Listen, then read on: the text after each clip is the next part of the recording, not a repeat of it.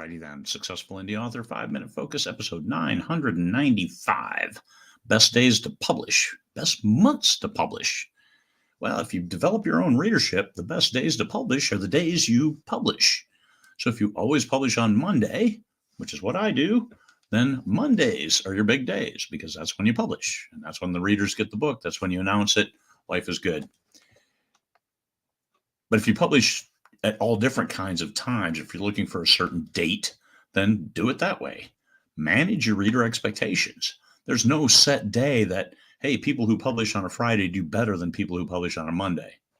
No, whatever your readership dictates, that's what you do. Now, there's benefits to publishing on Monday because as I check my newsletter list, the emails, there's a lot of people who use their work email. And I'm thinking Monday through Friday workers, because Monday I get a big surge in people who check their email. So that's why I publish on Monday. Also, if you're shooting for any of the lists, which I am not, New York Times, USA Today, Wall Street Journal, London Times, whatever, then they usually go through a Sunday to Saturday kind of time frame. So you've got to wicker in when are they counting the numbers. So you hedge your bet, you try to fill out the whole week, you get that big burst right at the front, and then get your numbers. So condition your readers, publish then. So there's benefits to Sunday, Monday for lists and things like that, but it's all about consistency. I always publish on the same. I publish on Mondays.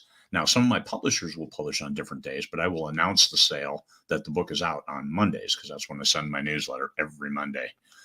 Consistency, train your readership to expect your newsletters, train them to expect new releases, give them a heads up that a new release is coming. Amazon, if they follow you on Amazon will send them a new note saying the new release is coming and when it publishes, all kinds of good stuff there for you when you publish. If you get the followers, whether on your newsletter or Amazon, they can hook you right up. Now, what are the best months to publish? Take a look at the all-time KENP payout chart, which I have maintained. So I put a link in there, https://geni.us/capital KENP-all-time. Do that, type that in. It'll send you to a Google sheet where you can see all of the KENP from start to finish, KENP1, KENP2, and KENP3. And that KU3, Kindle Unlimited third edition, has been around for almost 4 years, I think. So look at the newer stuff. Don't look at the first one and say 50 cents. Holy cow. No. Now last month's was 4.6 cents for every 10 pages, which is actually the highest number in a long time. So good for Amazon. Pay the authors more for per page read. And so you pick the months where you're going to get the highest payout. Don't pick the months with the lowest payout, like March, I think, is one of the lowest. Don't always publish your new magnum opus in March. Don't do it because you're going to probably not make as much money as you could if you published it in October. Look when the big players are publishing. They generally don't publish through the summer.